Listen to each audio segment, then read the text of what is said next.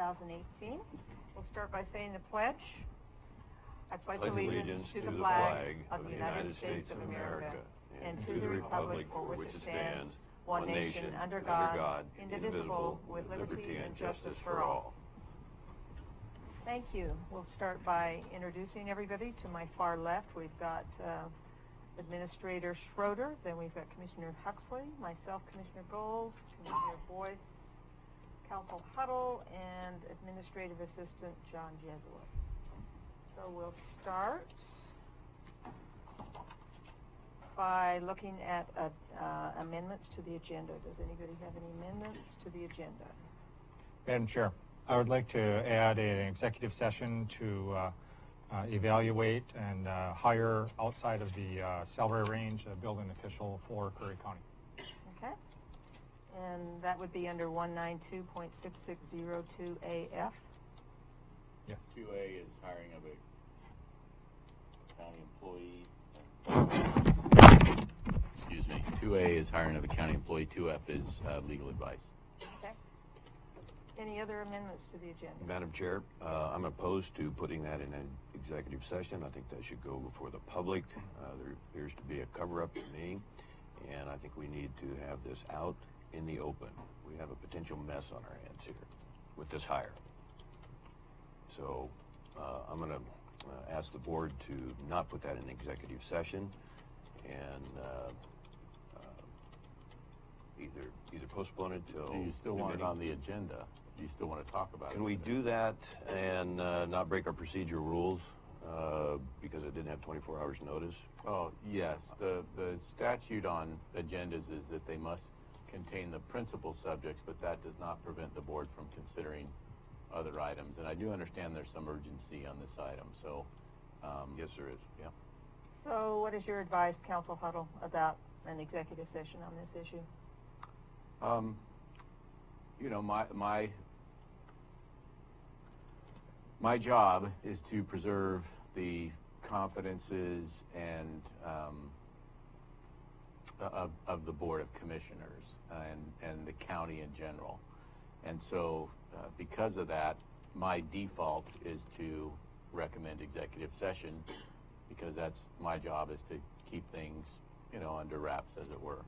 But it's the board's privilege to, you know, waive the confidence, and Commissioner Boyce has given a reason for doing so in this instance. So it's really the board's decision. Commissioner Huxley? Well, to take what County Council had said, yes, it's, you know, to discuss things in confidence, but no decisions can be made in executive session. So when you go out of executive session, you're going to, as a board, perhaps not make any recommendations because no decisions were made in exec sessions. You're going to come out, and if a decision is going to be made, it's going to be by a motion, a second, just as any other decision would be made in open public decision. I think sometimes in executive session you can be a little freer with your comments, but nothing, again, no decision may be made by law in an exec session. So I would say I would go with, because of that, the recommendation of County Council. And not only that, in a regular meeting after executive session, there would be discussion on that motion. Well, typically the decisions made after executive session are without deliberation. The executive session is to allow the deliberations. Nevertheless, there is a, I'll read you the statute, and executive session basically says that the Board of Commissioners is allowed to declare subjects described in the executive session as not open for public disclosure, but at the same time the reverse implication is that the board could, so in other words, you could go into exec session, have a, I'll call it a complete discussion, or as thorough of a discussion as you want, and then I believe the board could, out of that discussion, agree to items that it did want to make public out of that. The language from the executive session statute, and I'm trying to While you're looking for find that, it here. Thanks, Commissioner Boyce. That's okay. Why would we want to just pick and choose what we'd make open to the public? I think it all needs to be open to the public. I think we have that responsibility. We have a great opportunity here. We need to determine what has happened in this hire for the building official, and we better start sorting it out now. And to do that, we need to do an investigation. And so that's get it out before the public right away. So what subsection 4, 192.660 sub 4 says is the governing body may require that specified information be undisclosed, which again, it allows the board, it requires, the board can specify what information is undisclosed or disclosed. But again, I think you've heard everything you need to from me, and it is a board's decision to invoke the executive session. So it's really a matter for the board. So, Okay, well, I'm in favor of doing what our lawyer suggested and putting it in executive session. And it sounded to me like Commissioner Huxley was also. this looks like an attempt to cover Administrator Schroeder's backside for a bad decision. And so if I'm wrong on that, then I'd like to state that before the public, but it doesn't look like I'm going to get an opportunity to do that. Sad day, endemic to Curry County. Okay, do we have any other agendas to the amendments? Or to the agenda? Madam Chair? Yes. Thank you. In the U.S. of A., we're sitting at 36 police officers killed in the line of duty. The record for 2017, the statistic was 44. So we're hoping and praying that we don't go over the record from last year. So a moment of silence, if we can, please. Okay.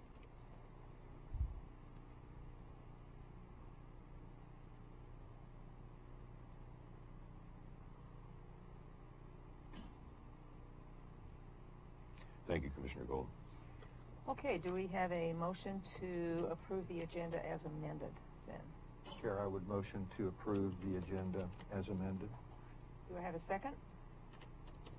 Hearing none, I'll second that.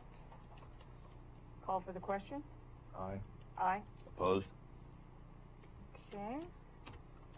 Public comments will be limited to 3 minutes. So, David Barnes, you have a public comment, just I guess in general. Morning, David Barnes. At the last meeting, I spoke to you about all the signs that went up along the highway out there in some of the rest stops, and what an eyesore they create. I was wondering, I had heard back from Commissioner Boyce on the matter that he believed it had, the original issue was sanitation problems out along the highway. And I was just wondering if, I just want to bring it up to you again, if it's a sanitation issue, I drive the road just like you all do. You see a bag of garbage in the rest stops every now and then. These are permanent billboard-sized signs that are up there that are completely blocked, detracting your view. There is no more scenic vista from these rest areas, from these pullouts. You know, there's big signs that they've put them up so no matter where you are in the rest, that when you pull over, you have to see them. And I just, you know, it's a permanent solution for a temporary problem. And really, this is the definition of killing a mosquito with a sledgehammer. You know, I believe it's the response is way overboard for the problem. Second thing I want to bring up, I just heard something just now. I disagree with your decision to move a matter into executive session like this, especially for the reasons I heard. 2 weeks ago, Commissioner Huxley accused Administrator Schroeder of serious wrongdoing. Commissioner Boyce just implied that there might be another bad mistake that he has made. You know, how long are we going to let this go on? I've been opposed to having an administrator here since you started talking about it when you first took office, Commissioner Gold. And as I've said before, I don't think that this isn't the right training ground for someone. I believe that Mr. Schroeder's experience has shown through a few times now. And for what we're paying, I really question whether we shouldn't go back to what we used to have and do away with the administrator's position. So thank you very much. Okay. Consent agenda. Do I have a motion to approve the consent agenda as presented? Chair, I would motion to approve agenda item D, consent agenda as presented. Do I have a second? Hearing no second, I'll second that. Do we have any discussion? Call for the question? Aye. Aye? No. Okay. I see no presentations. Regular agenda, first of all, to accept the roadmaster report to vacate a county-owned road in Pacific City subdivision. Okay, John, you want to take that? Sure, I think this was an item that was submitted through the county council, partly because it's a vacation issue and partly because Clark Schroeder wasn't around. He was on vacation. So really this is, we're following through, and if you look in the packet on this item, it's page 7, I think, of this item, or actually page 7 of your packet, but you'll see an old petition to vacate. And from what I understand, there was a petition to vacate, and then it says the board will, after this hearing, would set a hearing for it. And what happened was we couldn't find where any hearing was ever conducted on this. So Ms. Banyer is asking us to do it again. And so we're going through the process. We had the board at the last meeting initiate the process, require a road officials report, which is what this is. And then, and this is basically Richard Christensen reviewing the prior road officials report and saying he adopts it as his own because no circumstances have changed. And then we've already then set a hearing for October 17th, and we'll give notice by newspaper and by mail to the people who are in the area. So really, it's just for the board to consider and accept the roadmaster's report. And the real meat and potatoes of that report are on page 3 of this item, which is a report from the prior roadmaster. So really, I don't have anything else to add. Okay. Do we need any motions or anything? I think a motion to accept it? Yep, adopt the report would be fine. Okay. Do I have a motion to adopt the road? So moved, Madam Chair. Do I have a second? I will second that. Any further discussion? Call for the question? Aye. Aye. Okay, minutes update. Administrator Schroeder? So last meeting, we basically directed staff to come back with proposed budget to complete all the minutes from July 1st, 2017 to June 30th, 2018 in order to limit audit comments. The auditor requires you to have minutes for your meetings. The downside, it's just not good public policy to do that. It's also, if you need to take out a loan for something, it would affect your loan rating if your audit signifies that your county that does, or municipality that does not have minutes. So with that, we basically, Louise, you had done a little spreadsheet, and you didn't bring it with. Okay. Well, no, yeah. So basically, we estimate as a staff level that the current detail level that we're giving, we're estimated to be around $14,000 to complete all the minutes from the previous, to get up to date, basically. Well, that was in our packet. So Yes. you don't Yes. need to. Yeah, and so I'm just looking for direction for that the board wants to continue this. Louise Colston, County Accountant. There's actually several numbers. One was on the handout that JJ put in the packet, and it had a range there. That's to complete the minutes to date as of the last board meeting. The $14,000 would be to have the minutes be done at the rate of the $15 an hour, 19 hours a week through the rest of this year, which is a continuous completion of the minutes, not just up to what was still outstanding as of last board meeting. So to continue this basically irregular position through June 30th of this year, the cost to the county would be an additional, because only 200 hours were budgeted. As of last payday, which went through September 7th, that person had used 185 hours. Of the 200, only has 15 hours left. So to continue the irregular position through June 30th would add $14,000 to the budget. Council Huddle? So I have a question. I'm looking at the agenda item, and the motion is to move to direct staff to continue developing minutes, but what about what Louise Kallstrom just said, a $14,000 budget adjustment or something? I mean,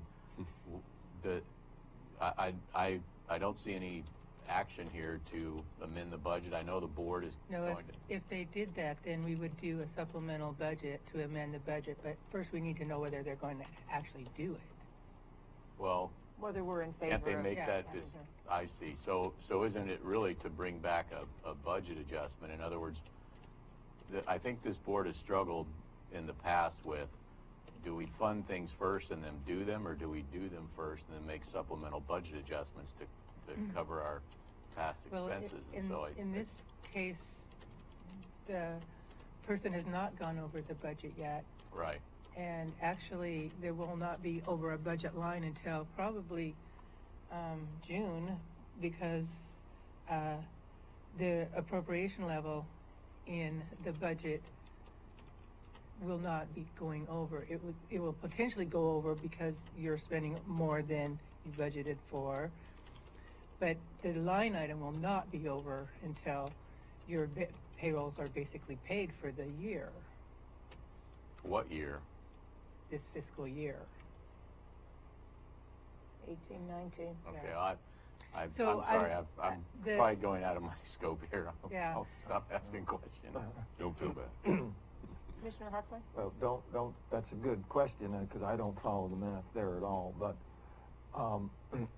several comments and questions.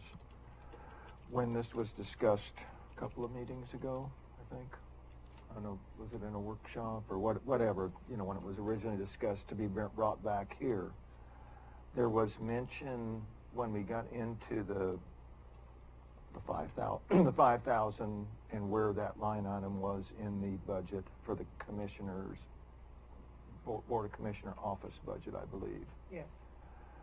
And then there was questions as far as where the irregular individual was on the master payroll. There were comments that came back, I'm pretty darn sure, from payroll personnel coordinator Swift, that when the individual was paid $10.50, I remember distinctly a $10.50 figure, because my questions, I didn't understand how you could come up with $5,000 budgeted, 200 hours, which was $25. So we went back and forth there. On this proposal, I'll call it a proposal, we're back to $15, so I'm not sure that that's correct or not. My budget spreadsheet shows that the 200 hours was budgeted at $15 an hour. Okay, so is it accurate to say that the person who's filling the temporary position and has been doing catch-up minutes is paid $15 or around $15 an hour? Is that a fair I do not at this statement? point right here have information about how much anybody is paid. You would have to get that information from Julie. I don't know people's pay rates. I think that's before we The go top much of my further. head. I know think how much it that's- is budgeted for, that's but I in- cannot verify to you right now at this moment that that's her pay rate. I don't have access to that standing Well, it's here. an easy enough question, is I it guess not? a don't- better question would be... The thing is I don't memorize people's pay rates. I'd have to look in the But system to You're see not what somebody's being paid. asked to memorize anything. I'm simply asking a question. And I'm telling you, I don't have access Well, to that I information. would like the Madam Chair. answer to the question This is before we ridiculous. ask more questions, which I have. I will go ask the question, and I will be back then. Thank you. Well, Ms. Is that Kallstrom, okay, Chair? That's fine. Okay. That's okay. Thank you. I'm going to wait till she gets back.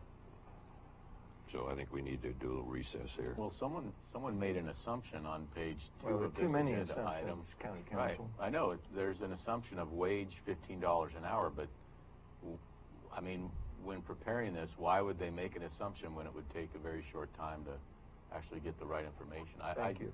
I kind of don't understand how this is put Well, together, and who that's put it together. possibly because that included Social Security and unemployment and all of Well, that. one of the questions that came up from staff was this: so at $200, you're not into PERS, you're not into other benefits. JJ had originally just put together the total of $5,800, $8,700 without assuming PERS in there. And if we're going to continue with this process, then we need to add that into it. Okay. So that there. Maybe that's where it So came and from. so that's where you end up with this difference, because it's going to be more money. The basic question is, does the board feel it's relevant to have minutes? If they don't feel it's relevant to have minutes, then we can just quit. I mean, that's your basic question. Madam Julie, Chair. maybe you can, Madam Chair, yes. thank you. Ms. Kallstrom, I felt like you're badgered there a little bit. I've seen that happen on this board before. Didn't very often I disagree with you, but back to your question, the basic decision we have to make here is, do we want to keep having supplemental budget after supplemental budget? I don't know where the money's coming from.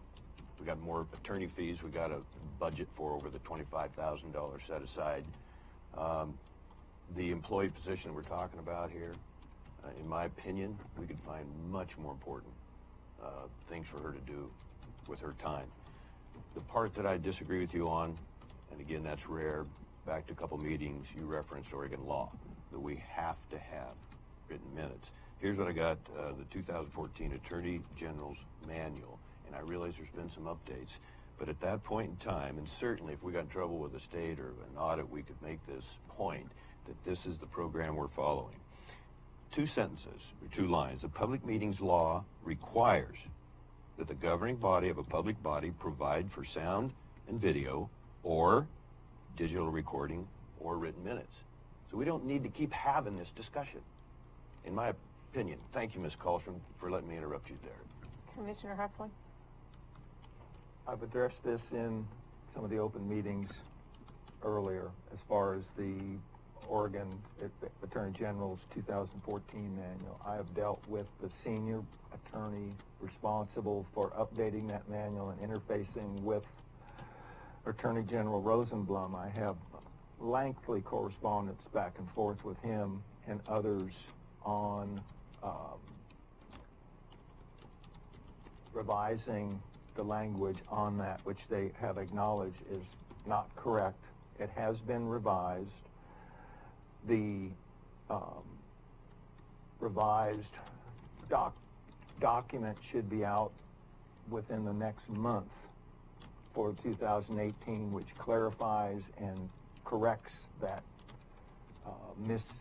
or confusing information. It even gets into an Oregon administrative rules, et cetera, which they rarely reference in there. So the language has been redone. That will not be in the law or in the manual. So bottom line, will we be required to have You will be required to written have minutes? written minutes. And that's what you got from That's attorney? what's been changed, but my recommendations to them back and forth, they came back, they had meetings, they said, you are correct, we need to fix this.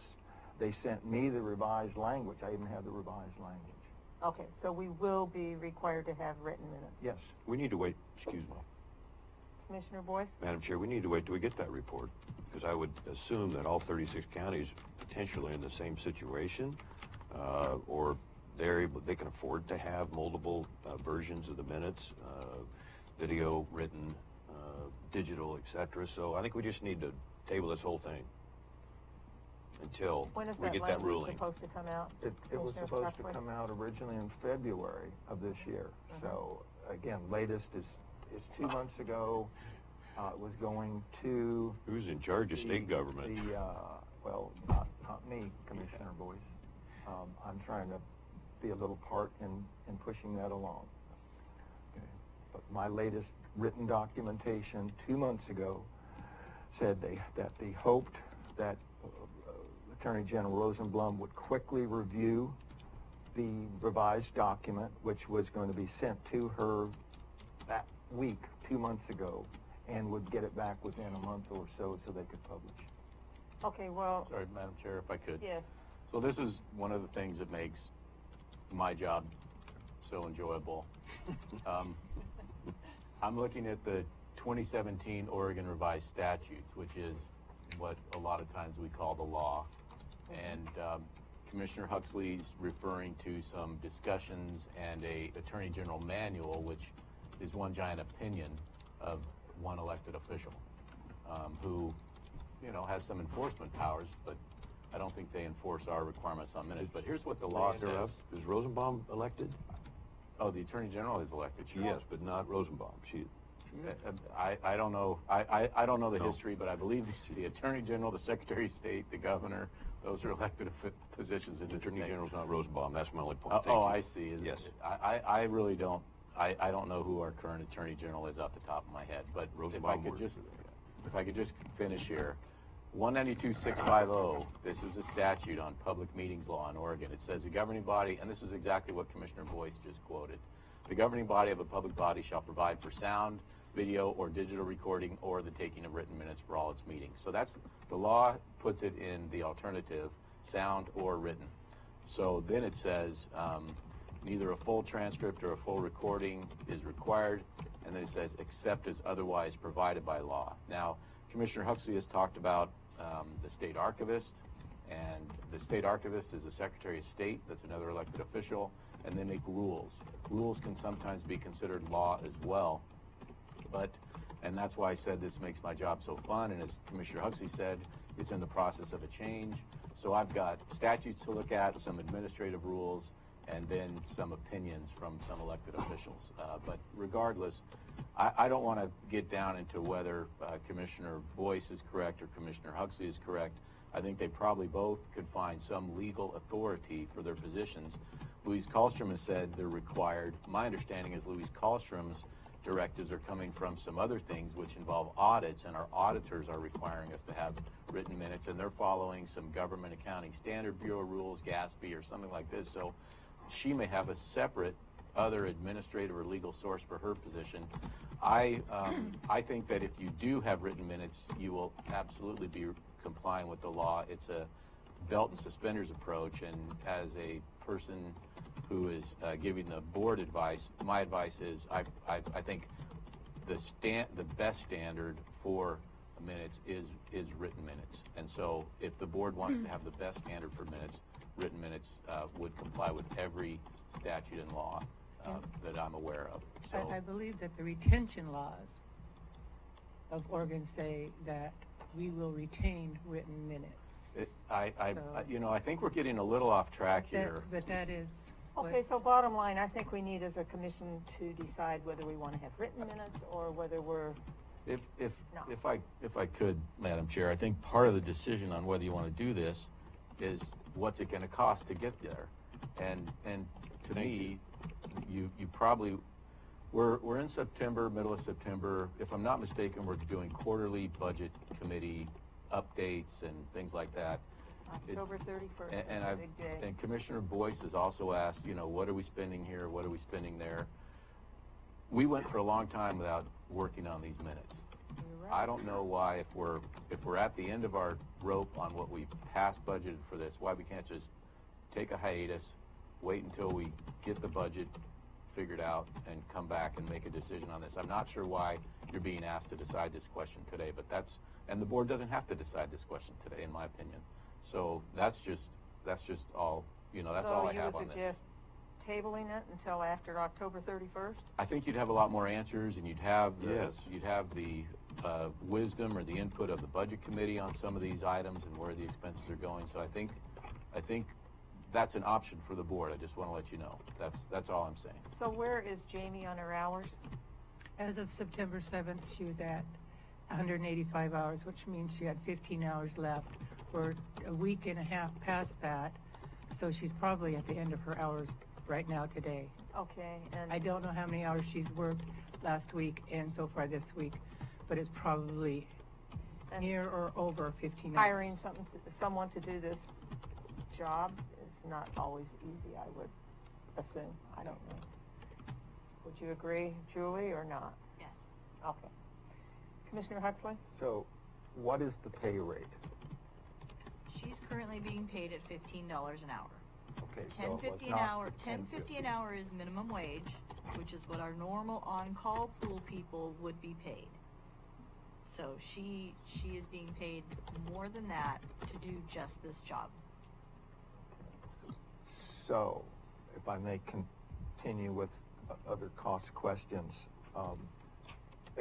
because we don't have, at this point, while you have current information, we haven't seen any revenue and expense reports, monthly reports that have come out yet for this fiscal year, nor the end of last fiscal year. So my next question is, if we had budgeted $5,000, I don't have the budget in front of me, but I recall that's what was budgeted, not for that specific meeting minutes, but for outside services or something in the labor section of the budget for the Board of Commissioner office. And this temporary is being paid $15 an hour plus 7.65% Social Security, plus maybe into it's not near $25 an hour cost. So I don't know how we can say we budgeted so many hours when we have X number of dollars in there. If you divide that by the hourly cost, it's going to tell you the hours that you have available if you want to use all those funds for minutes, correct? I don't think it's $5,000. I think it was closer to $4,000, but I think.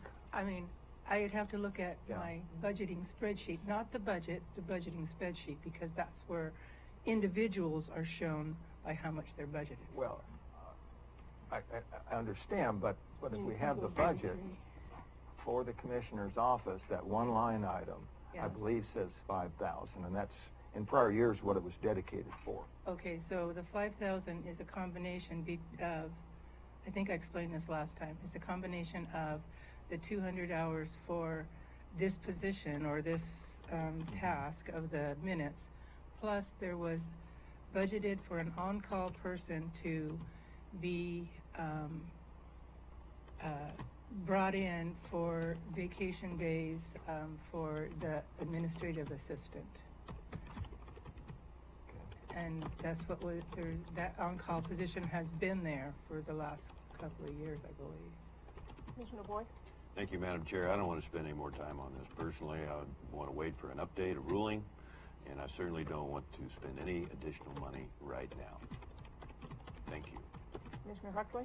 I want to continue with another question on the dollar question, Certainly. okay? Because it clearly has. Keep spending more time, Madam Chair. Yeah, I do. I think I had the floor. Thank you, Chair. That and some of the issues that I've opinioned on, as far as the accuracy of minutes and so forth, is that this individual, this temporary, has done, I think, a very excellent job, between excellent and outstanding, in my opinion, on the accuracy of the minutes. But she has not, or in this case it's a she, has not done all of the minutes. My issue has been with the other minutes that have been done, not by her, but that, when we get into, we're talking about $15, and we look at what that individual costs, is almost $30 an hour, $28.36 to be exact. So we need to look at this too, as far as what are we budgeting if we're going to have a person doing minutes at almost 30 and be budgeting 15 for somebody else to do them. We're kidding ourselves. We're not going to come up with within budget if we do that. So my recommendation, if we do anything, when we do it, is the individual at the temporary position should be doing all the minutes, because I feel, again, this is my opinion, they do them well. And The superior for... My estimate was to have this person be doing minutes. And in that case, if we can get the backlog caught up, they would only be doing current minutes, and nobody else would be actually preparing the minutes for approval by the board. That's not what the I case thought was going on. Right now, that's not the case, though. I don't know. I'm not in that department, so I really don't know who else is doing I do, and that's not the case. So. That was my assumption, is that if I actually did do a calculation to have a regular person at 19 hours a week for a year would cost the county around $17,000. So if we budget for it next year to continue having one person do minutes, that would be what it would cost. Commissioner Boyce? Thank you again, Madam Chair. We need to help these folks get back to their offices so they can do something productive.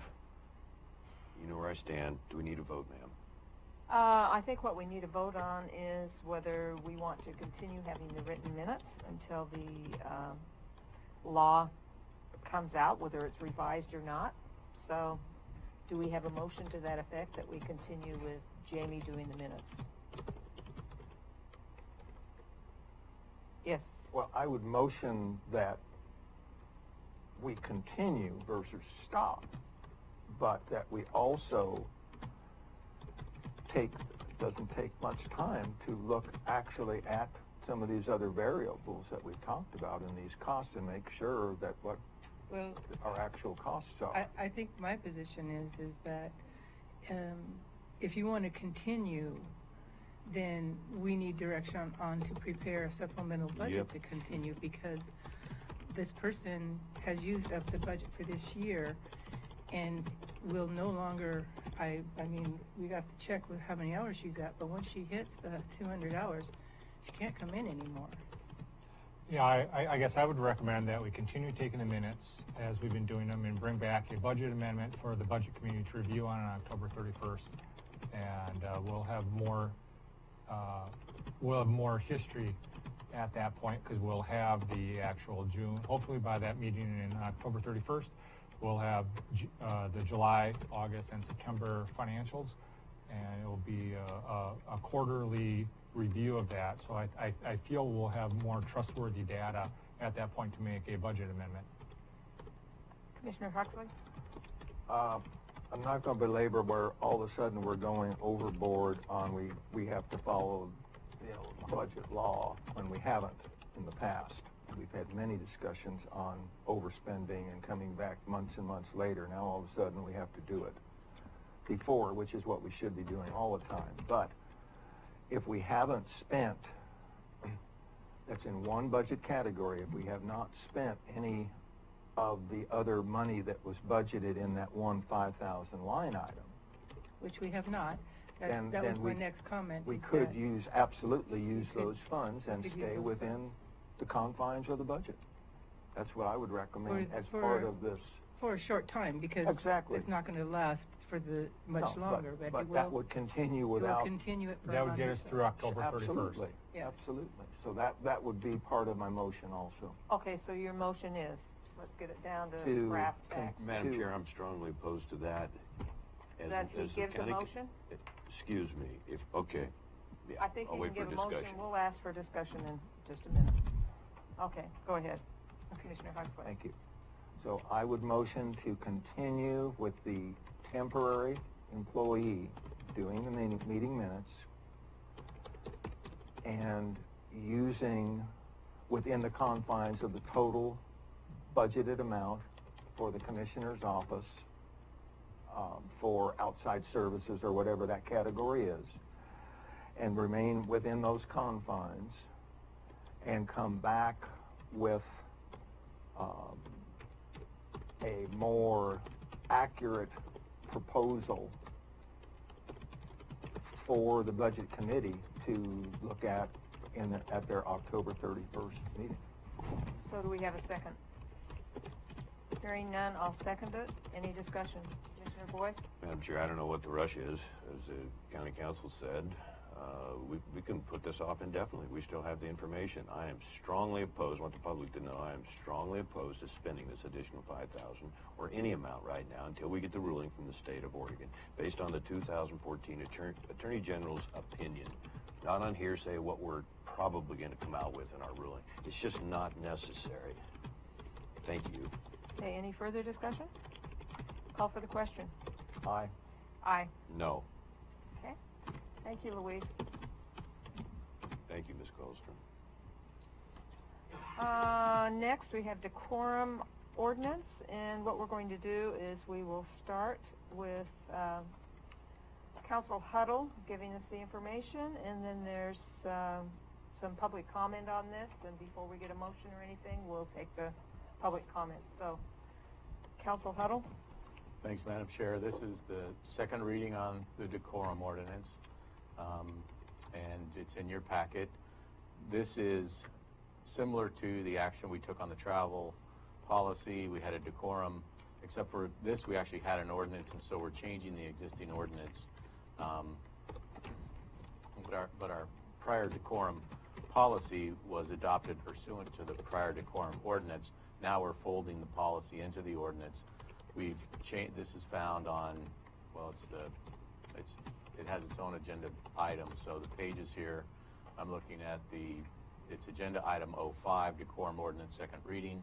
Looking on page 4, we've made changes to section 1.07010, and this is maintenance and order of decorum in meetings. And so then what this does is it changes a loud or disruptive language to conduct, and we stress in our ordinance that the conduct must result in actual disruption of business. And then in 1.07030 was cause for removal, and we've changed removal to impose sanction on a person, and we can impose a sanction on any person for disrupting with language, disrupting noise, engaging in violent action, and then the conduct must result in actual disruption. There was a question about what is actual disruption, and there was a memo that I put out. It's not in this packet, but it was when we were adopting the policy and the rules of decorum, and the cases described fact by fact case scenarios of what disruption is, and it is on a case-by-case scenario. It's impossible to legislate every exact particular conduct, so we have the categories, and then it will be up to the board and the chair at the time the conduct's engaged in to determine that, and that's pretty typical. And then other sanctions, we can order that they are that the party's in violation. They can call a recess. They can clear the meeting room. They can order that they be issued a citation. They can adjourn the meeting, and there's other remedies. And then it refers to, we can enforce under Article 10, which is our citation into circuit court. So really, that's all I had, and if anyone has any questions, I'm available, and I understand we're going to take public comment. So that's all I had, Madam Chair. So do we have any questions from the commissioners before we take our public comment? Okay, hearing none. David Barnes, you wanted to speak on this issue? I do, Madam Chair. Thank you very much. David Barnes again. Since I'm the only one who's made a peep in this room in the last 2 years, this is kind of addressed to me, I'm guessing. So, but y'all got to admit that some of the things that you say and some of the things that you do up there are so absolutely just absurd, ridiculous. I don't know the right word. That like a sneeze, it's a chortle or a guffaw or something just can't be controlled, from time to time. Like I watched this on TV last week. I came back after your last meeting. I waited, but I ended up going home. I watched this on TV. For Commissioner Huxley to compare what happens in this room to what happened a month ago at the Kavanaugh meetings where 70 people were shrieking and taken out of the room and arrested, for him to use that as an example of the reason that this had to be put in on an emergency basis, that's ridiculous. Look at you. There's not 70 people haven't been in this room ever. So, it's just, I think it's wrong of you to impose fines on citizens for just reacting a normal reaction to something that they find repulsive, absurd, ridiculous. You know, Mr. Huddle just mentioned the actual disruption, and I'd like to proffer to you that the actual disruption is the amount of time that the three of you spend offended by something. It's not the noise itself. So, thank you. Okay, any further discussion? Madam Chair, I'm going to support this ordinance. The procedural effort that you made here, Council Huddle, I think was well done. To give the public a second opportunity to read, or for a second reading, excuse me. My concern is trying to keep, and I've said this in past meetings, trying to keep the public interested in participating, and not have them in any way intimidated by words like enforce or order. The key line here, I think, is the court has questioned whether we can enforce an order in circuit court without changing this from policy to and include as an order. So that sends up a red flag with me, but overall, I'm not going to be opposed to this. It does, though, and is indicative of where and how we spend our time. I mean, we have 3 or 4 people from the public here, and we want to make sure that the whole world knows that we will take you to court. And so I just really struggle with that. I appreciate and Mr. Barnes, by the way, I'm the one that referenced the Kavanaugh hearings because I thought the majority party there was, I think we all discussed it a little bit, but the majority party, you know, they were trying, they disrupted and settled in at an hour and 15 minutes to let the people that protested have a voice, and they didn't. Yeah, so I don't know what I would have done different if I'd have been in that situation, but your point that that's not what we're faced with here, and I don't think we're going to need an armed guard or a sheriff's deputy or any of that, hopefully not in the future. Hopefully at some point things will change so we can shoulder up together and solve problems, because we sure have not done that the first 20 months. Thank you, Madam Chair. So did you want to make a motion to approve the ordinance? No, I won't make a motion on this, Okay. but I will support it. Chair, I will motion to approve the second reading of the ordinance, agenda item F5, the decorum ordinance as written. Do I have a second? Hearing none, I'll second that. Any further discussion? Call for the question?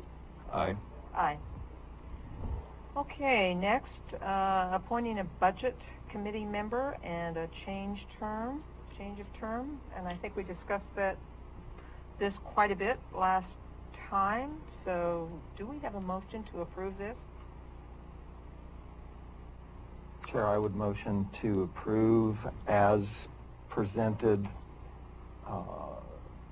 agenda item F6 with the corrections to the yearly dates for budget committee members. Okay, Second, Madam Chair. any further discussion? Call for the question. Aye. Aye. Aye. Okay, next, AOC conference travel request. Administrator Schroeder?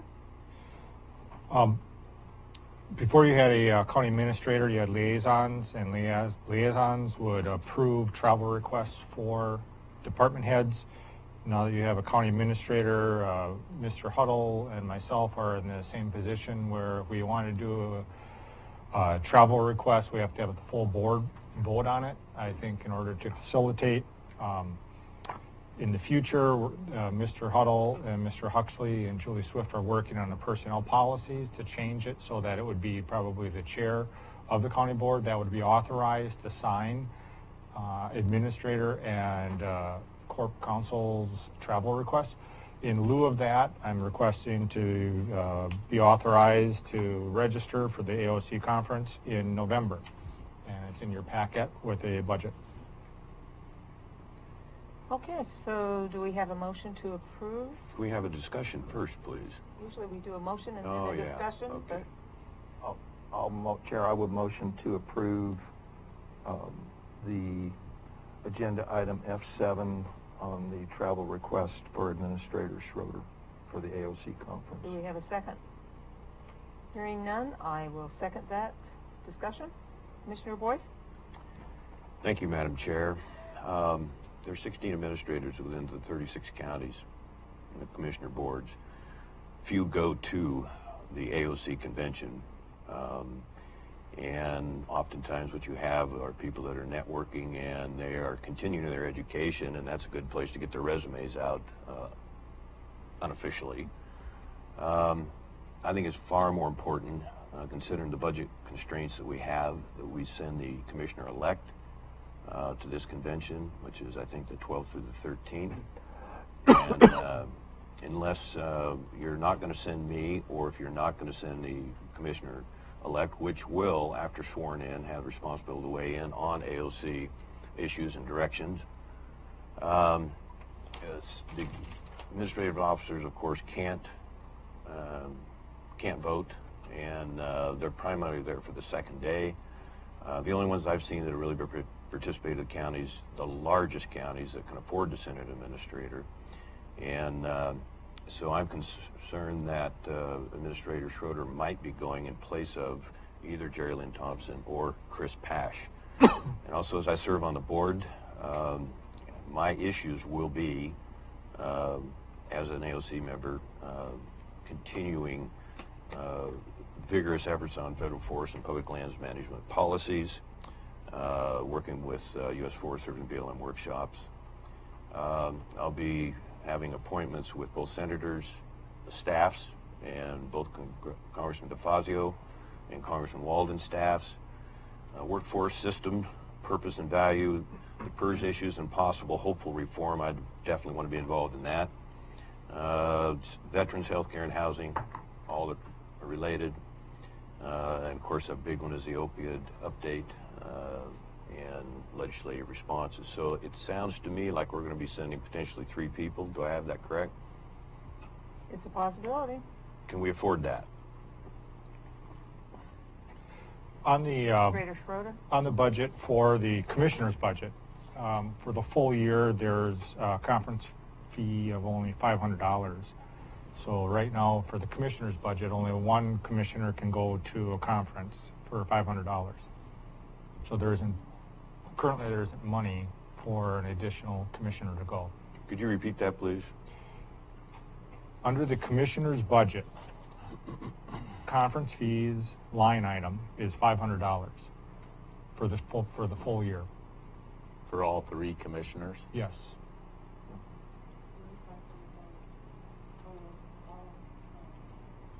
Yeah. No. Yeah. So when you look at, as Kallstrom has said, you could take, and within that fund, within that group, you could take your travel, meals, and lodging, your assigned vehicles, your pooled vehicles, and you could probably throw that money together if the board wanted to have a commissioner go. But that would limit the budget that commissioners would have for other activities, traveling to meetings or going to other things. So I just wanted to point that out, that the budget committee had basically only anticipated one commissioner going to the AOC conference. Commissioner Boyce? Um, I blew it. I should have called you first, That's all right. but that's okay. it's okay. Let him go. No, No, that's no, okay. you recognize Commissioner Boyce. So what I hear, if I understand Administrator Schroeder clearly, that we will be sending 1 or 2 total, not 3, not 2 commissioners. Is that correct? We don't have the money to send both? No, it could be taken out of the other pot, the total pot. Okay, do you understand, Commissioner Goldwyn, I think it's important for either Thompson or Pash to go to this meeting? I don't have a problem with that, and I'm Thank certainly you. willing to give up some of my money. Well, it's not As yours I to give have, up. well, that I could be spending, Okay, that I, so Not- we have your support on that, and they can anticipate that. I'm not going to say at this point in time, that's not the issue we're discussing. Would- We just- It's a Take different registration and budget. planning. Okay, and why are you going again, Mr. Schroeder? Why do you think it's important for you to go? I think it's important for me to go to learn about opiates and public health and energy savings and housing crisis and workforce housing. This is evidence-based issues. It's educational for your administrator to be up to date on the latest policies and practices in government. And you understand most counties don't send their administrator to do what you just identified and outlined. So we can afford it. Okay, Commissioner moving Huxley? on. Well, okay, the only important question here to me is it budgeted? I'm assuming you wouldn't present this request if it were not budgeted in the Board of Commissioner office, not the Board of Commissioners, Board of Commissioner office budget. Yes. So the question is it budgeted? Yes, it is budgeted. Budget committee approved. Okay. Does that mean it's a good spend? Back to our earlier discussions on spend, spend, spend. Also, Madam Chair, at AOC, the Thank you. annual business meeting is the last day, and that's probably the most important part of the meeting because we've got some pretty important decisions to make. That's all I have. Thank you. Are you planning on going to the meeting, Mr. Boyce? Absolutely. I just give you just the 7 or 8 primary reasons I think I should be there. Are you going to seek board approval to do that? I just did. So, Maybe I missed something. okay, so do I have board approval? Okay, well, that's going to be a separate issue. That has to First go on the issue- agenda. Oh. The first issue is, and there's a motion on the floor with a second to give approval to Administrator Schroeder to go to the AOC conference. So we've got a motion on the floor, a second. We've had discussion. Is there any further discussion before we take the vote? Well, I'll look forward to staying at the Hilton then instead of Motel 6. Just, with all due respect, thank you. That's all the discussion I have. Okay, call for the question. Aye. Aye. No. Okay. Commissioner Boyce, you wanted to bring up getting approval to go to this conference also, or no? Is it safe to be on the agenda or put that as an agenda Well, item? maybe you could put that on the next agenda. I don't know. Is there an expedience in getting this taken care of today, or no? You can, I think you get a discount for early registration. And, I mean, if Commissioner Boyce would propose a similar expense and things, I think he could adopt by reference or propose by reference the same kind of expense that Mr. Schroeder has submitted, and the board could vote on it. No, well, thank you. I think that helps a lot, but nobody's going to go cheaper than I just want to make sure that we are in agreement that we need to send one commissioner, me, and the commissioner-elect. Am I missing that? That would be actually a third question. Okay. So, It's a good thing we got 2 months, huh? Just one thing at a time, sure. Okay. So, Commissioner Huxley? Chair, on the secondary question, I think we should proceed through normal agenda routing slip and so forth, so we have it all documented. Okay. That's So- the way it should be. Why don't we get it done today? You know it's incredibly important that I be there and why. So I'll make a motion that I get approval. Okay, we did take care of the last motion. Correct. Okay, so your motion is? To have board authorization to attend the 3rd annual for me AOC convention. Okay, do we have a second? I'll second for discussion, Okay. Discussion? and I would like to Mr. see Huxley? an agenda routing slip, just as the county administrator did, and proceed in that direction, which is the way it should be proceeded. Well, originally he thought he was just going to go, and I think, correct me if I'm wrong, County Council reminded him that he did need to get board approval on that. So I understand where he's coming from. Commissioner But Huxley? we do have all of that documentation that has now been submitted, correct, Administrator Schroeder? Yes. Yeah. Okay, that's what I'm asking for. And It so- was corrected, and he did not proceed, but proceeded with submitting the Correct documentation. documentation. Exactly. And what is and let me just ask this question, what is the deadline for getting all the documentation into that conference?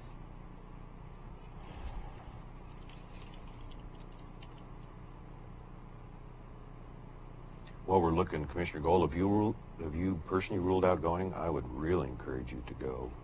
for all very positive reasons. Regular registration ends on November 4th. Early registration ended on August 31st.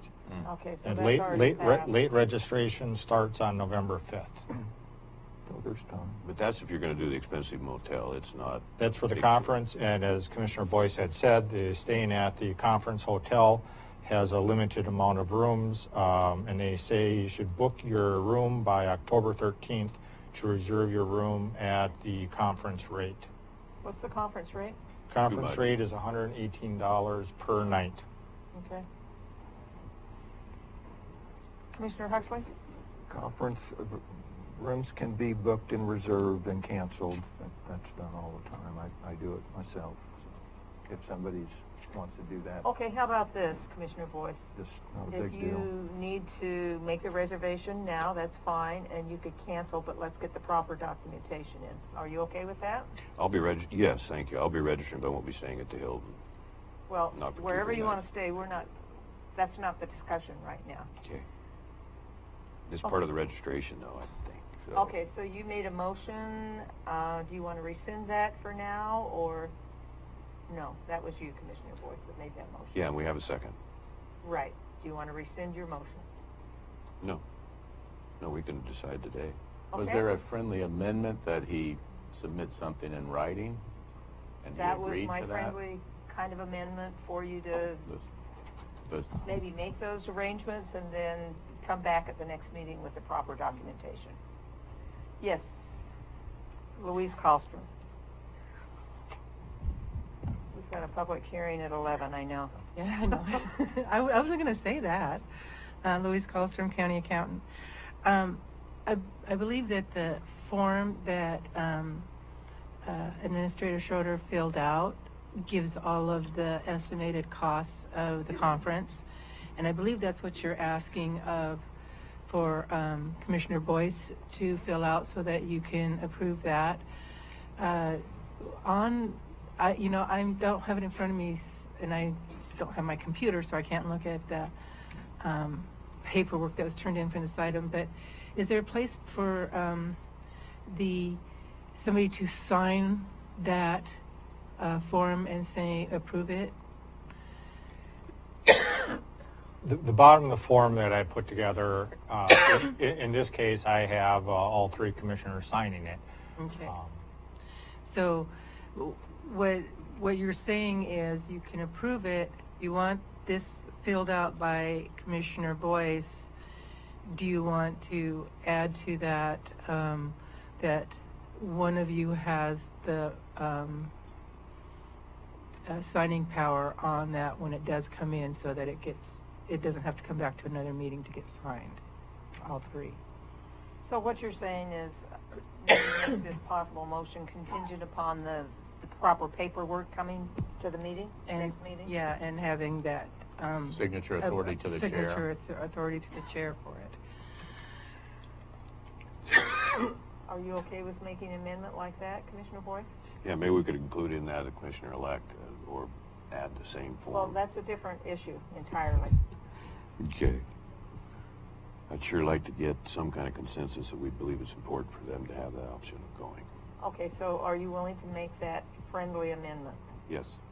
Okay, so the motion is to have Commissioner Boyce go to the conference contingent upon him bringing the proper paperwork before the next meeting. With Is that signature correct? authority to the chair. With signature authority to the chair. Are you okay with that, Yes. Commissioner Huxley? Okay, so we've got a motion with an amendment on the floor, and we've discussed it, I think, ad nauseum. So we're ready to call for the question. Aye. Aye. Aye. Good. Okay, now we are going to have a hearing. This is on the airport. Louise Kallstrom. This is a public hearing, so maybe Louise, you can give us our information to begin with, and then we'll have any of the public speak if they wish to do so. Louise Kallstrom, County Accountant. This was published in the paper for a public hearing, a notice of public hearing, some proposed budget changes. is for the airport operations and the airport grant funds. So I think first, if we have any public comment on the hearing. Well, a lot of times, Louise, if you give the staff report, the public will have the, may have a better understanding to give comment. Why don't you tell us what we're doing here? Okay, so what we have is,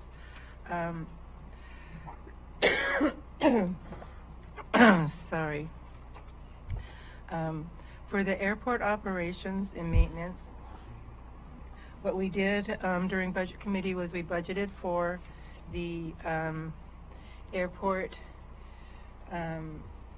to be sold basically to the city of Brookings, and in order to do that, all funds that are within the airport operations fund have to stay with the airport. So those funds would be turned over to the city of Brookings at closing of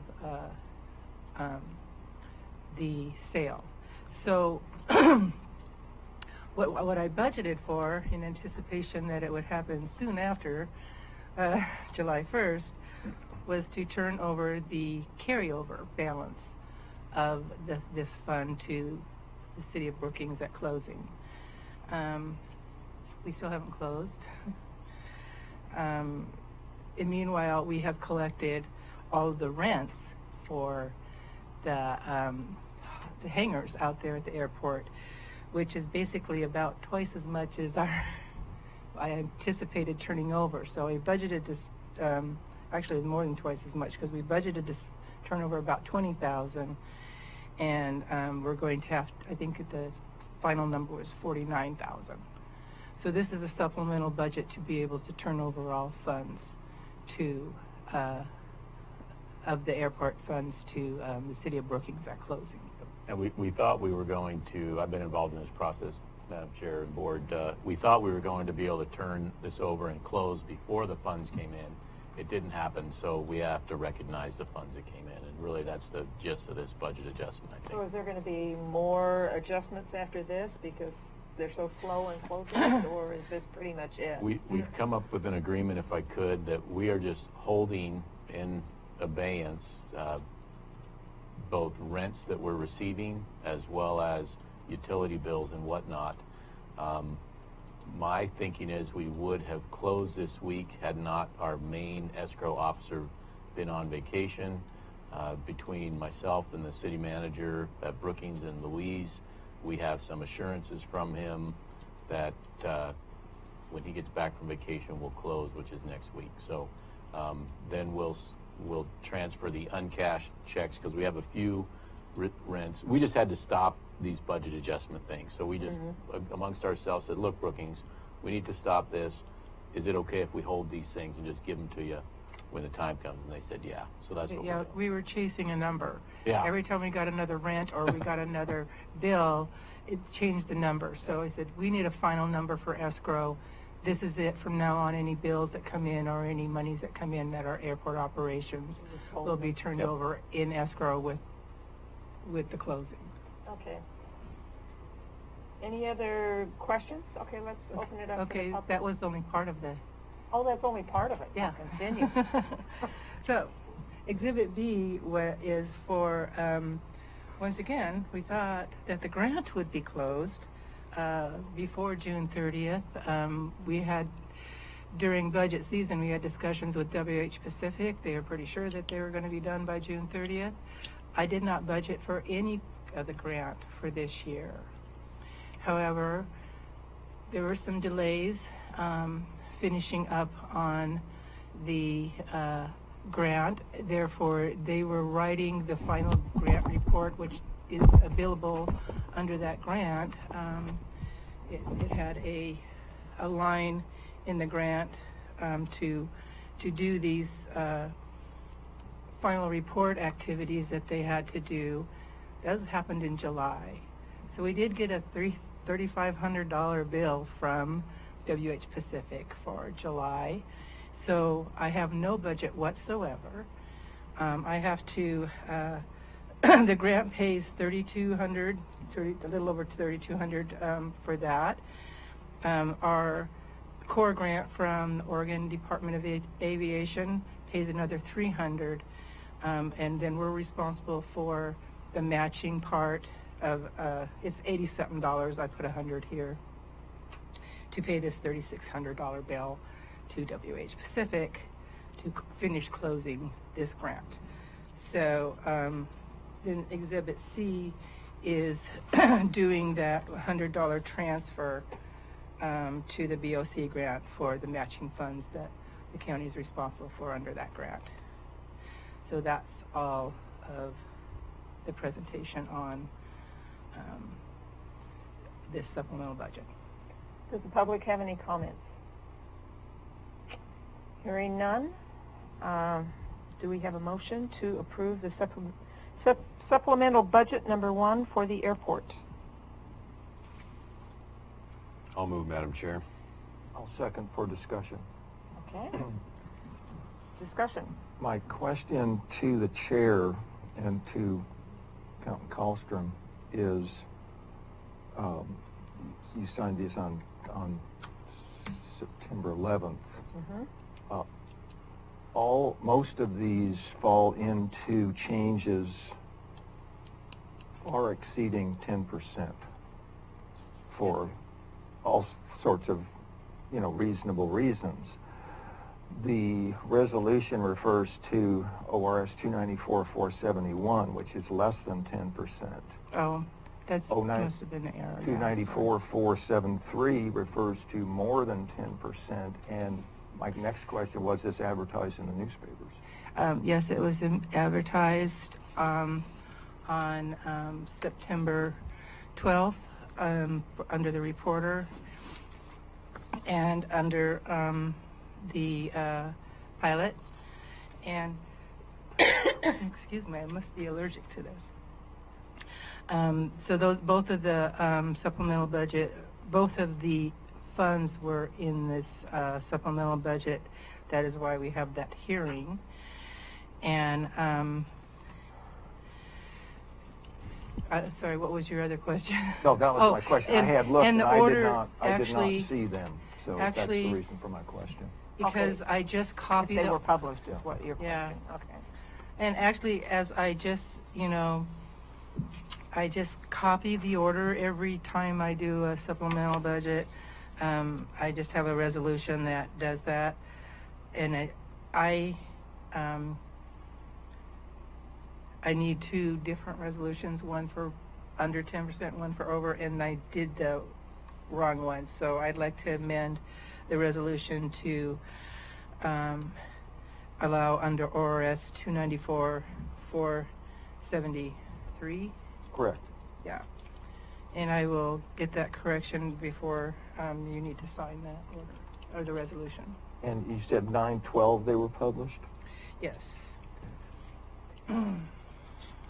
Okay, so I think we'll just state the motion is okay with the idea that you're going to make that correction before we sign the final order. Is The that correct? resolution will be changed under the second paragraph where it says, whereas such increases in reallocations appropriation is allowed under ORS 294-47, now says 1, I will amend that to say 3. Okay. So we've got a motion on the floor, a second on the floor. We've discussed. Any further discussion? Call for the question. Aye. Aye. Thank you, Louise. Thank you. Okay, next, I'll just make announcements here quickly. We've got vacancies in the Ambulance Service Area Advisory Committee and a law enforcement position. Parks Advisory Committee is taking applications. Planning Commission, 1 from South Curry and 1 from North Curry. Board of Property Tax Appeals, BOPTA. Also, I might mention that the, what is it called, Revenue Task Force applications are going to be... Citizens Revenue Task Force. Okay, and that's going to be available until the 25th of September. Yes. Okay, are there any... Oh, and we've got a general meeting here, October 3rd, Commissioners' Hearing Room. October 17th will be a general meeting at 10 a.m. October 31st, I was right about that one. Budget Committee meeting at 10 a.m. in the Commissioners' Hearing Room. So those are the only announcements I've got at this point, and I would Administrator Schroeder? I would like to add a workshop on October 10th. Okay. If the board is so inclined, I have at least one thing I would like to discuss with the board. Okay. Any other announcements? Okay. Madam Chair? Yes. I think depending on how this building official hire goes, we're probably going to need to have a general meeting on the 26th. So I'm hoping we can keep that possible option open. That's September 26th, 1 26th. week from today.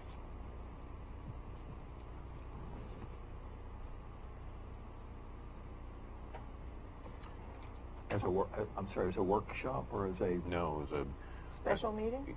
we'll know more after the executive session and how this is all going to play out. Okay. So, any other announcements that we need to be made aware of? It's just informing the board, I suppose, that I'll be gone on Friday, October, and I want to say 5th and Monday the 8th. So just kind of giving you a heads up. Taking a vacation? Yep. Good for you. The 8th is Columbus Day. That is, but I don't think we recognize that. Okay. I'll be going to Chicago, where I understand they have a large Columbus Day parade. But anyway, I will not be making that parade. Jake's going to have a ball. Yeah. Okay, I might add one other thing. On September 25th, there's going to be a public meeting in the Blue Room at 10 a.m. For Curry County Transit Committee to talk about the spending of the STIF funds, which will be $150,000. So I'll tell you a little bit more about that under Commissioner reports. So, County Administrator updates. Administrator Schroeder. Did we skip over Pelican Bay Heights? That's at Yeah, we 1:15. did, because that's at 1:15. 1:15. Oh, okay, sorry.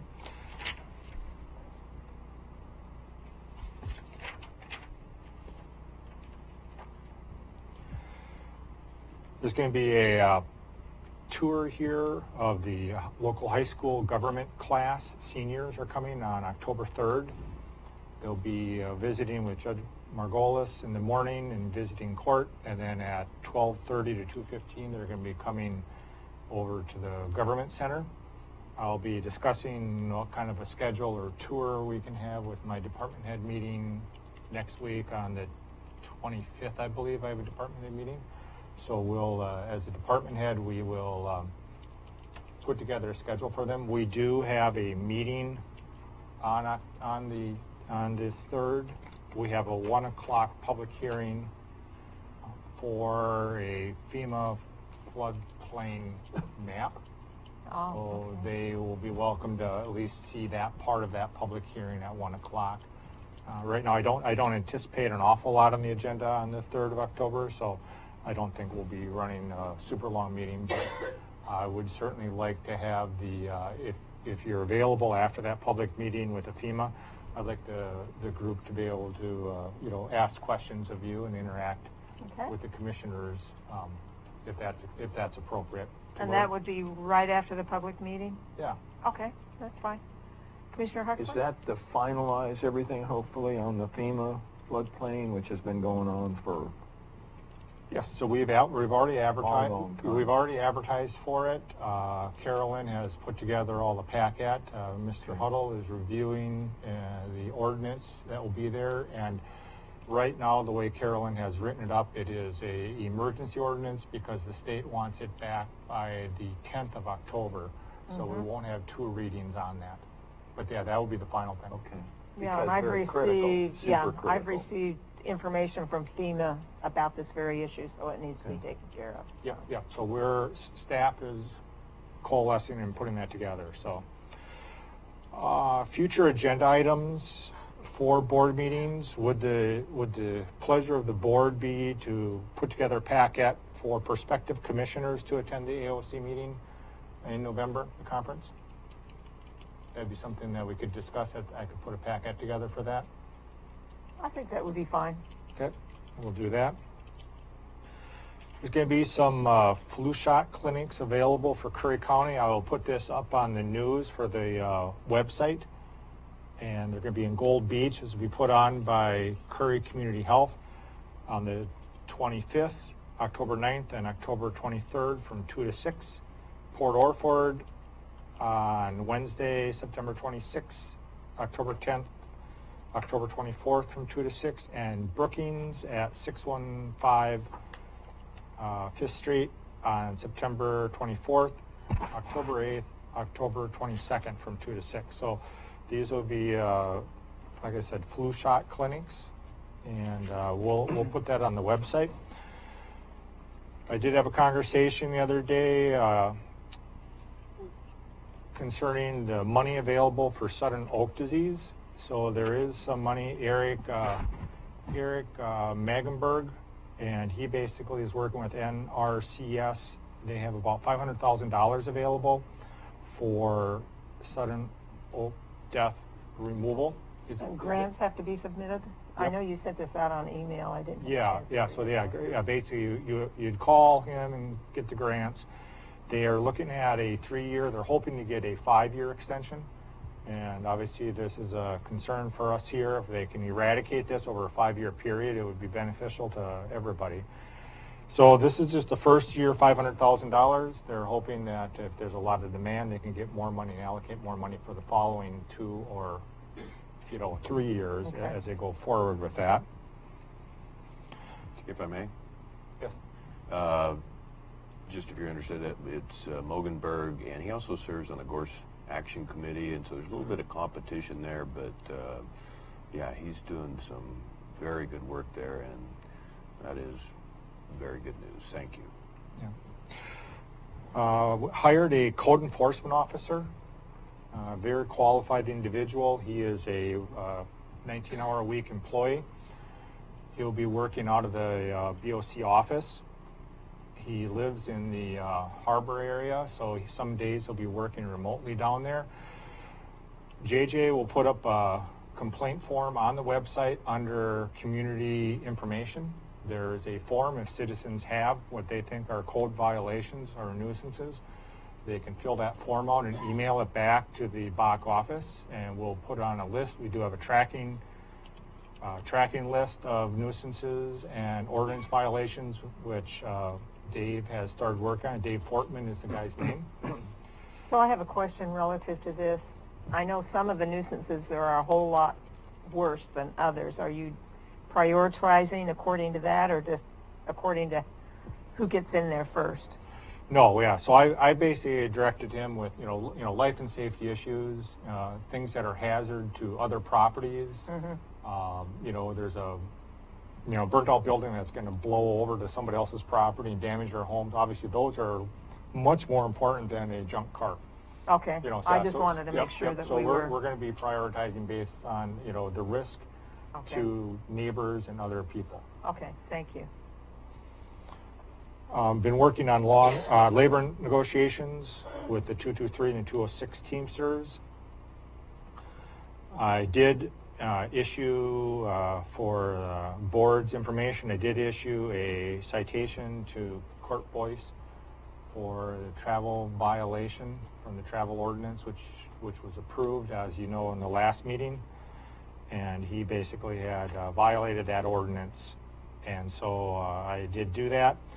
And I'm following the majority direction of the county board to file a small claims court to collect $5,513. I filled out the paperwork yesterday, and I hopefully be filing it by the end of the week. So that will be going forward. And that, again, I'm following the direction of the majority of the county board to do that.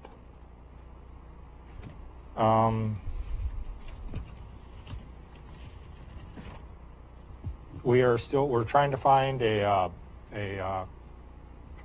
planning director. So we've had an advertisement out there for over a month. We've got 0 applicants so far at the salary we're currently advertising for. So we'll go for another month, and then if we don't get any more applicants, or we don't get any applicants at all, we'll have to revisit that position also. With that, that's my report. Okay, thank you. Okay, Commissioner updates. Commissioner Huxley, do you have anything? Okay, I had just a couple of updates somewhat on code enforcement and a question or request. There was an email that came out from Administrator Schroeder on the 16th of September with some updates and existing laws on the books, and it had to do with the South Bank issue, which we talked about 1 or 2 meetings ago. And specifically, one of the fellows that gentleman that came here was John Yost. So my question was, I don't know if you have his email address or not. I do, his home address, but I think it would be good if you haven't, if you would please just email that to him. He might be very interested to look at some of the, things and to see that the county's pursuing, trying to find out how to solve the problems there. Yeah, if I may just interject, expand on that a little bit. So this issue is people camping on county right-of-way or county pull-offs on county roads, specifically South Bank Road or North Bank Road of the Chaco River. The staff had found basically a policy that was adopted in 1996 or something like that, that basically precluded camping on public grounds. The state, this is in reaction to the state had passed a law around that same time that directed municipalities to develop anti-camping regulations or policies in a humane fashion. And so people cannot just be kicked off. There's a certain requirements that you have to provide 24-hour notice. You have to notify local agencies that would deal with housing or transportation or homelessness or food before you would basically evict somebody from camping on public right-of-ways or pull-offs. And I had shared this with Huddle and with Sheriff Ward. Our initial assessment of that is we maybe want to address it. It's 20 or 25 years old. We may want to change that policy a little bit just to update it. There also was So let me just ask a quick question relative to this.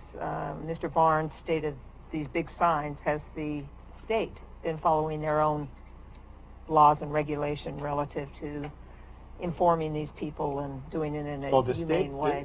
The state put those signs up. Right. That qualifies as notice when you're looking at anti-camping regulations. The issue is if they kick somebody off, then they have to follow this other procedure. So if we find somebody who's camping illegally, the question is, what do you do with that? Mm-hmm. I did get some information from the State Patrol that they basically hand out when they kick somebody off or they remove somebody from a public property camping. Mm-hmm. And so we have that. And so staff is working on this issue. We may bring it to the board for updating as we maybe re-edit that. So yes, you're right. I will call or email John Yost. Thank you. And bring him up to date on that. Okay. Question, you made a comment on those signs. Were you talking about the signs that are on the South Bank, or were you talking about the signs on off the 101? 101. And that's not our purview to put those signs up. I assume that is a state right-of-way, and it's an assumption. Okay, so any questions on that would be directed to the Oregon Department of Transport. That's a question also, I assume. Yes. Okay. Yep, that'd be an ODOT issue. On the question, and I raise it again here, do we have, to Administrator Schroeder, do we have a estimate at this point when we can expect the revenue and expense reports for 2 separate topics here? June of 2018, which closes out the fiscal 17-18 year, and July, August, and September, which hasn't ended yet, but July, August, let's say July and August of 2018. I had talked to Finance Director Kallstrom. The closing out last year, we're still working on issues which we have to have outside information given to us to close out the year. I would anticipate, correct me if I'm wrong, by the first part of November, probably.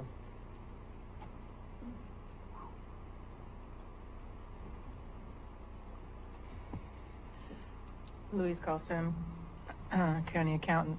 I have auditors coming the week of November 12th, which 12th is a holiday, so they'll be here on the 13th of November.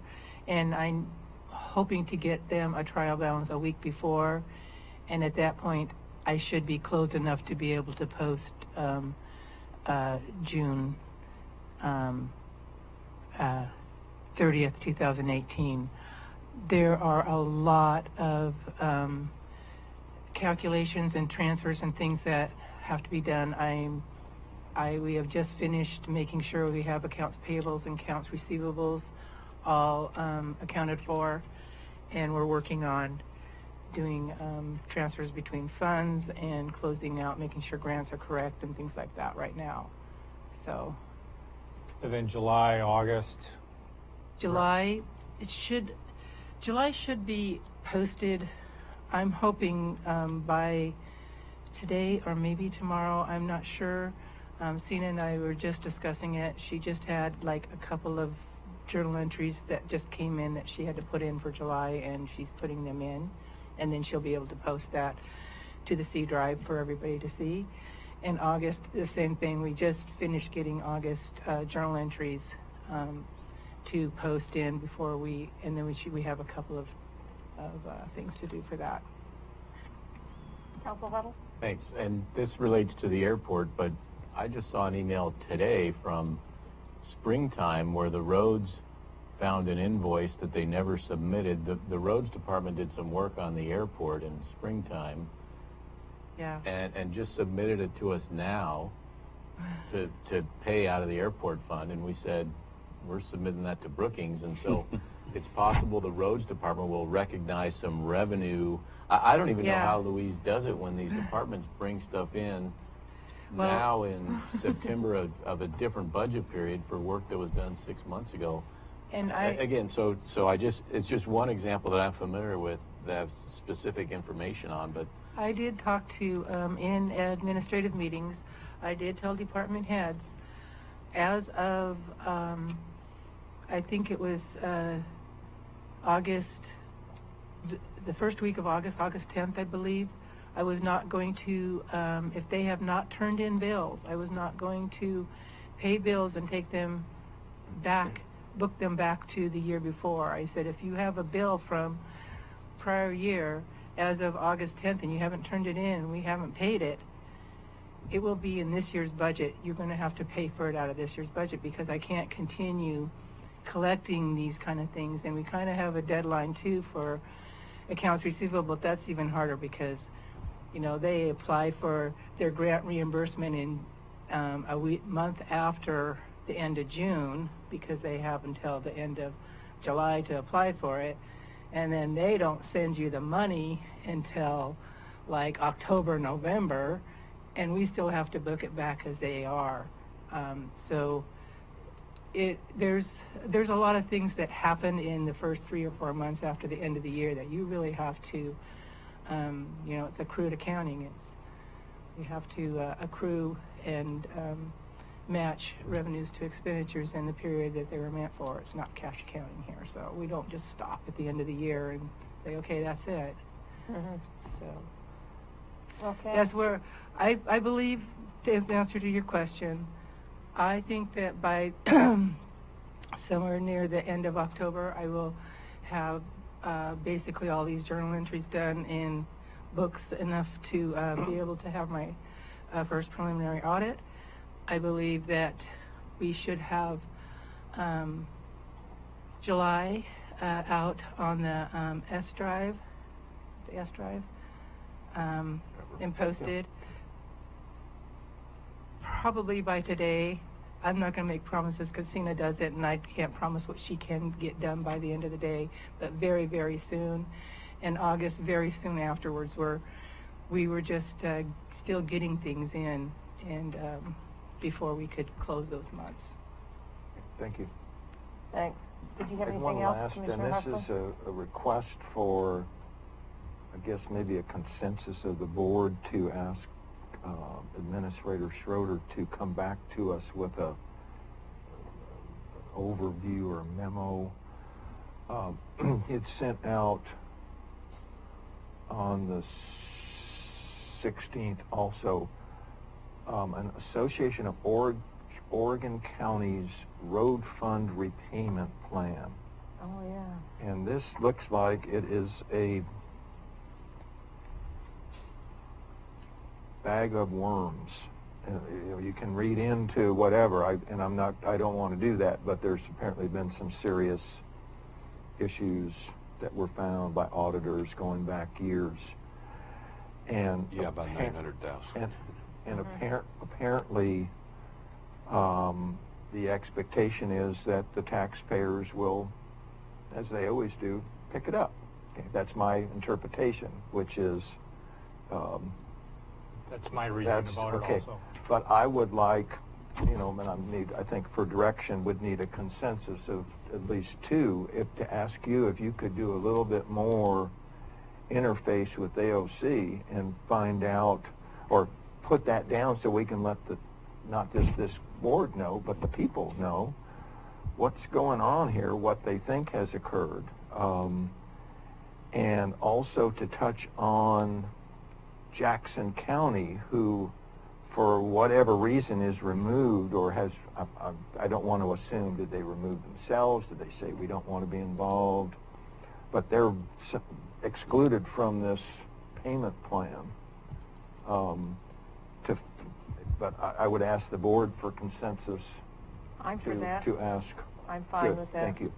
Okay. If you could get back to us in maybe in a couple of weeks, if possible. This isn't a long, drawn out, but a 1 or 2 page overview as far as what has occurred or what they think has occurred. Yep, I can do that. Thank you. That's all I have. Thanks. Okay. Commissioner Boyce, your report? Before I get to that, Commissioner Gold, I'm going to ask you if you would reconsider the executive session.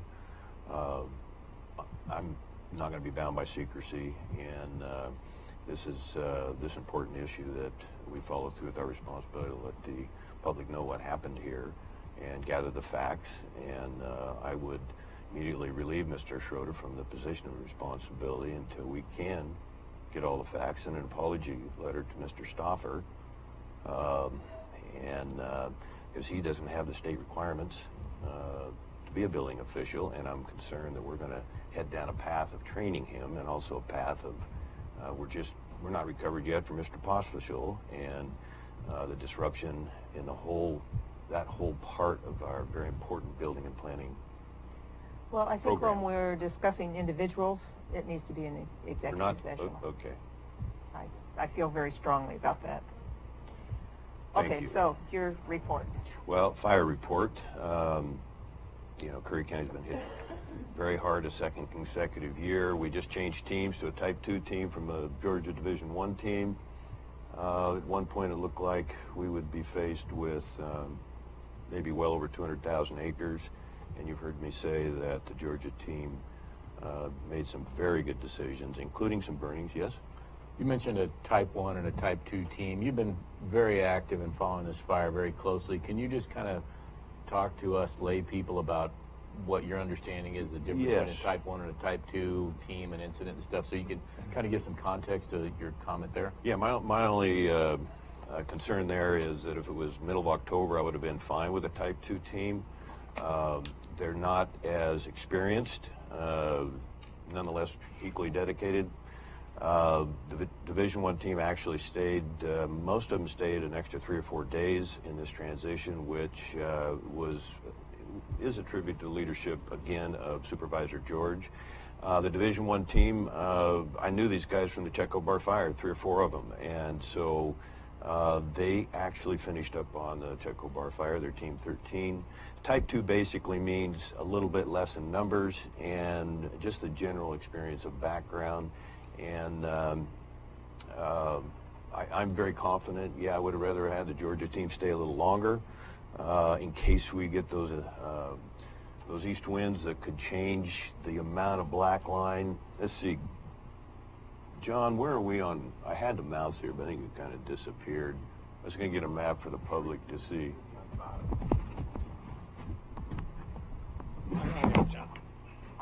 While we're doing that, I'm going to divert, Madam Chair, just for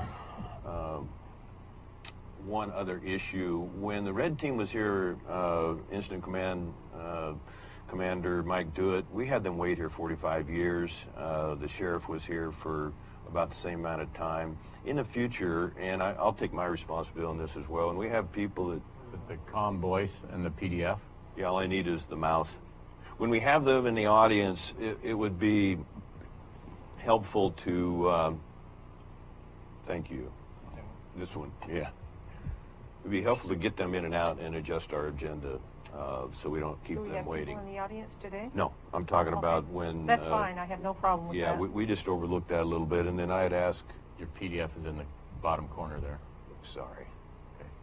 Wrong. I had asked Emergency Management Coordinator Jeremy Dumeyer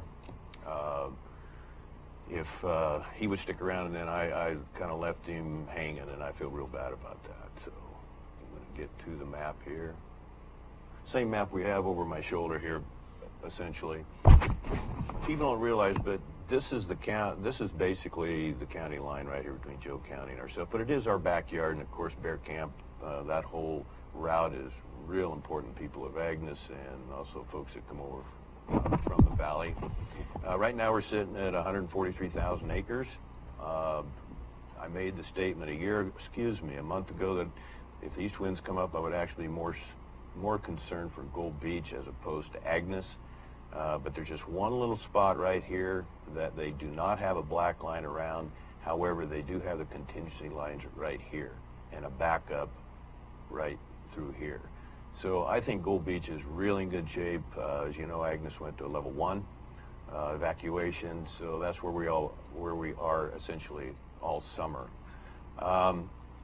Cost to fight the fire bumping up against 70 million.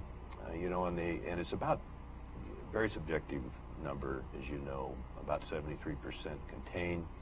The Chetco bar fire, on the date it was contained, was right at 78 million. And there's costs that, of course, go beyond that after the fire is contained. Weather patterns the next week, low temperatures, certainly nothing above the high 70s. Humidity is up to good predictions there, which will help. This Type 2 team is going to be spending most of their time right here.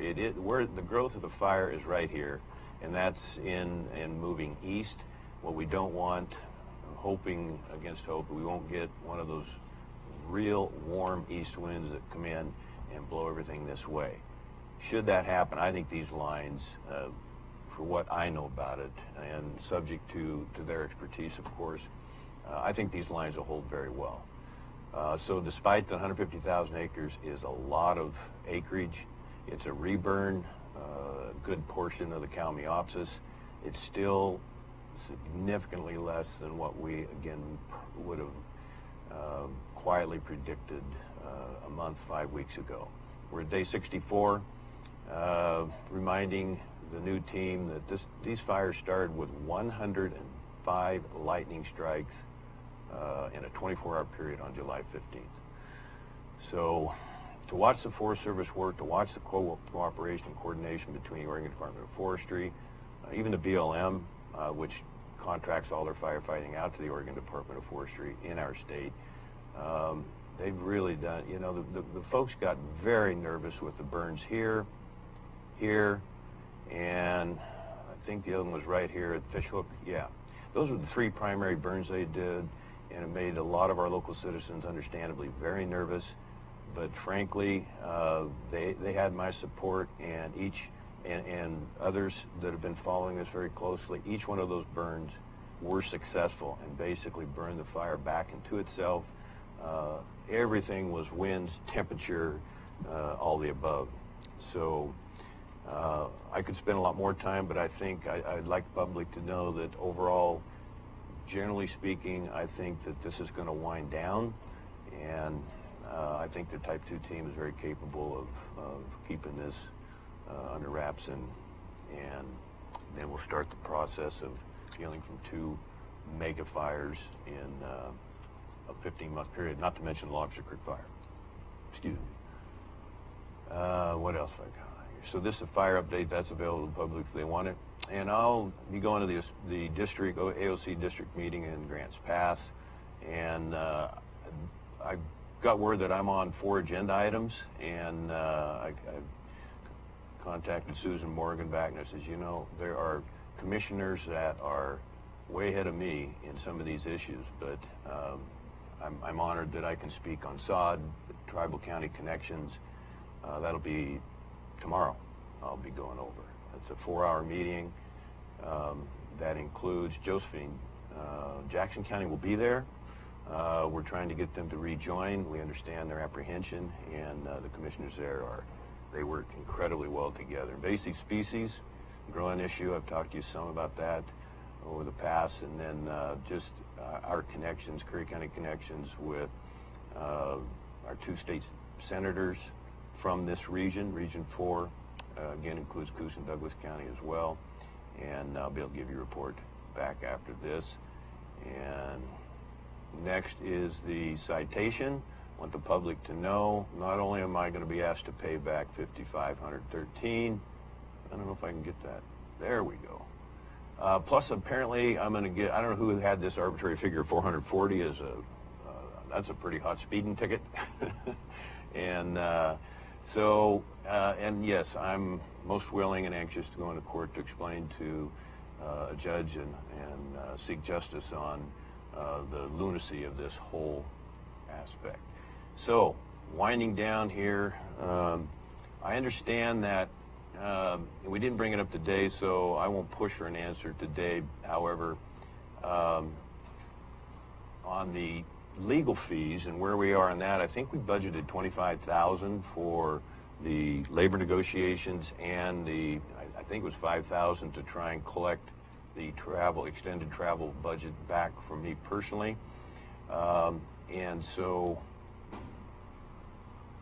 Commissioner Gold, the other day, one of the meeting before last, you mentioned I should prioritize my time in travel. I want to send this to you. This is back a year in review. It's 6 pages, the work I've done through 12/31/17. If you would kindly consider taking the time and just tell me which one of these that you think are a low priority, I'd really appreciate it. And if you are willing to help on some of these, I think that would be very beneficial to the citizens. And then I keep refining. The last one here, Madam Chair, is the argument for federal disaster declaration relief for our county. I've had help on this, and it's a long ways from being done.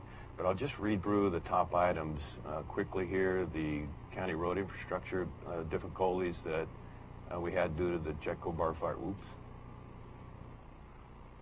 Like I say, we're continually refining and adding on to this. The South Curry County Emergency Room Facility, veterans, the high suicide rate. I'll be speaking at a forum Friday at Southwest Oregon Community College in Brookings. Oh, goodness.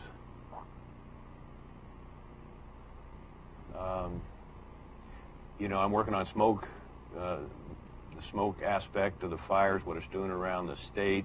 That's not my biggest issue because we've been pretty lucky, as you know, through the summer. Biomass projects, damaged tourism efforts and visitor promotion due to the mega fires that we've had.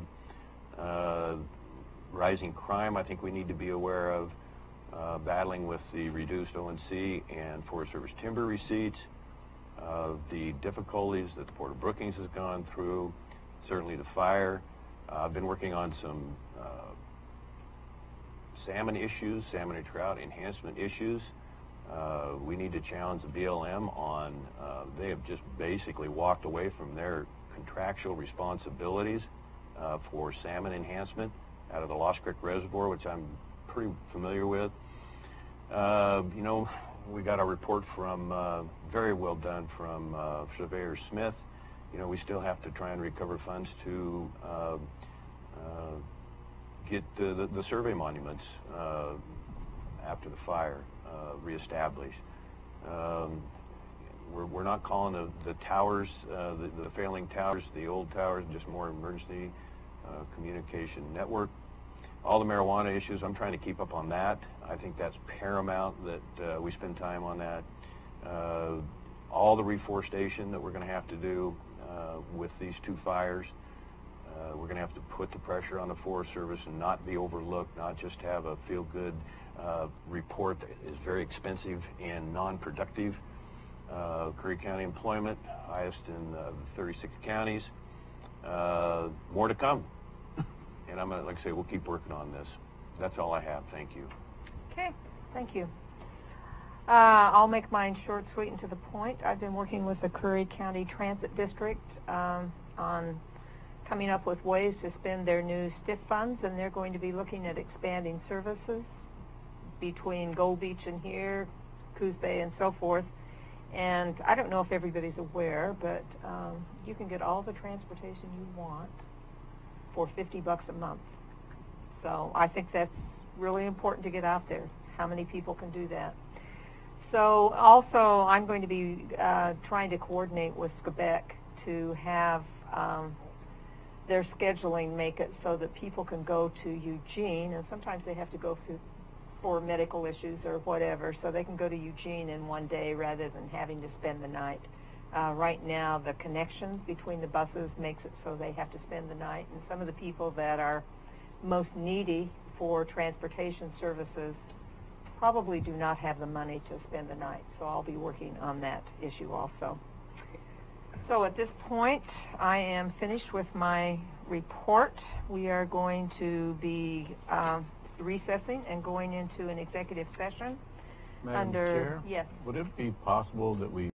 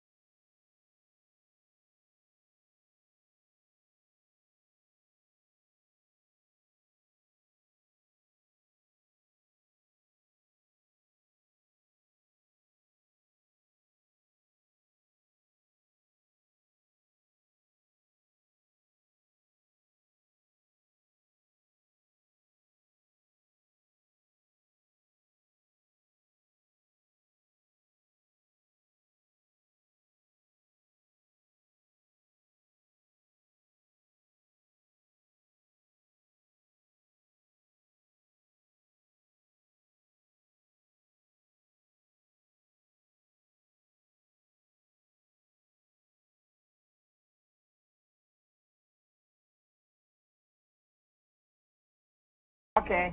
Thank you. Bye-bye.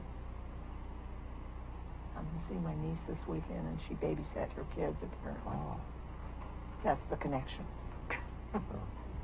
Okay, we are now going to be going into executive session. So we are going to be recessing this meeting, and we're going into executive session under 192.660 sub 2 sub A sub F. The governing body of a public body may hold an executive session, A, to consider the employment of a public officer, employee, staff member, or individual agent, and F, to consider information or records that are exempt by law from public inspection.